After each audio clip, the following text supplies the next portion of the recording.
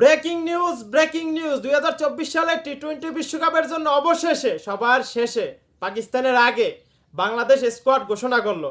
সেই 15 জন কে কে এটা আমরা জেনে নেই। প্রথমে নাজমুল হোসেন শান্ত, ক্যাপ্টেন, লর্ডের ওরফর লর্ড, যাই হোক, লিটন কুমার দাস, সৌম্য সরকার, তানজিদ হাসান তামিম, সাকিব আল হাসান, তাওহিদ হৃদয়, মাহমুদুল্লাহ রিয়াদ, জাকের আলী, রিশাদ হোসেন, শেখ মেহেদি, তানবীর ইসলাম,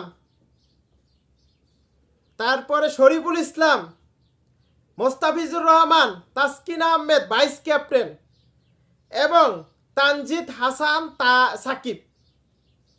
এই হলো আমাদের 15 জনের স্কোয়াড দিছে বিসিবি। আজকে এই স্কোয়াড নিয়ে বিশ্বকাপ খেলতে যাবে এবং বিশ্বকাপ চ্যাম্পিয়ন হইতে বাংলাদেশ এই বছর 2024 সালে আমেরিকা এবং ওয়েস্ট ইন্ডিজে খেলতে যাবে। আমরা বিশ্বকাপ জয়ের জন্য, মানে বিশ্বকাপ জিতার জন্য সবাই লাস্টে আমরা বিশ্বকাপটা ঘোষণা করছি। কথা বুঝছেন? এবার কোনো কথা হবে না। এইবার বাংলাদেশই বিশ্ব চ্যাম্পিয়ন হইতে যাইতে আছে, এটা কনফার্ম। স্কোয়াডটা আপনাদের কিরকম লাগছে? আমার কাছে একটুও ভালো লাগে নাই,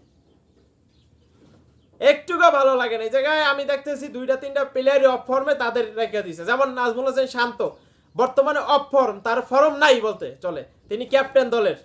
যদি নিজেই ভালো না খেলে তাহলে অন্য প্লেয়ারদের কিভাবে উৎসাহ করবে এবং কিভাবে ভালো পারফরমেন্স বের করে নিবে তাদের কাছ থেকে, নিজেই যদি ভালো না খেলতে পারে।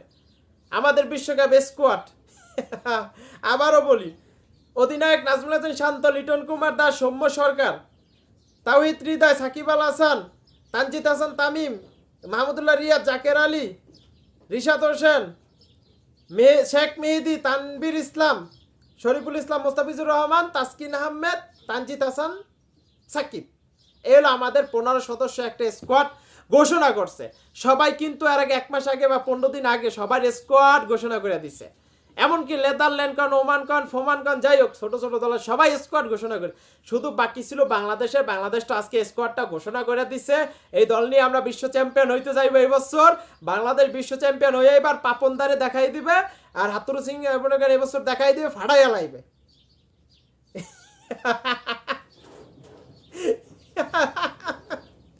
ভাই স্কোয়াডটা আমার একটুকু পছন্দ হয় না ভাই। এই জায়গায় ঠিক আছে, মাহমুদুল্লাহ, সাকিব আল হাসান, তারপরে সৌম্য সরকার নিচে অলরাউন্ডার হিসাবে, যাই হোক, ব্যাট বল দোনটাই করতে পারে, নিচে আমি মানি। কিন্তু এই যে লিটন কুমার দাস আর শান্ত, এই 2টা প্লেয়ারের মনে করেন আমি দেখতেছি না কি একটা স্কোয়াড দিছে। যাক, তারপরে বেস্ট অফ লাক বাংলাদেশ, সামনের দিকে এগিয়ে যাও। শক্তিশালী একটা স্কোয়াড দিছে আমাদের, কারণ বেস্ট অফ লাক, সামনে বিশ্বকাপ জিততে হবে। একটা কাপ নিয়ে আইতো না পারলে একটা চায়ের কাপ নিয়ে আইসা আস্তে বাংলাদেশ ডাঙ্গর করতে আইসা পড়ো। কারণ আমাদের ক্যাপ্টেন বলছে তাদের নিয়ে ভরসা করা যাবে না, তাদের নিয়ে ভরসা করতে না করে এই বাংলাদেশে নিয়ে আমাদের স্বয়ং ক্যাপ্টেন নাজমুল হোসেন শান্তই বলছে। আর এদিনকে বলছে নাকি ওই আন্তর্জাতিক ম্যাচ 170 রানের টার্গেটই বহুত। এবছর দেখা যাবে 200 রান যখন করবেন একটা দলে টার্গেট দিবে, তখন তোমাদের পাম বাইরে ফরত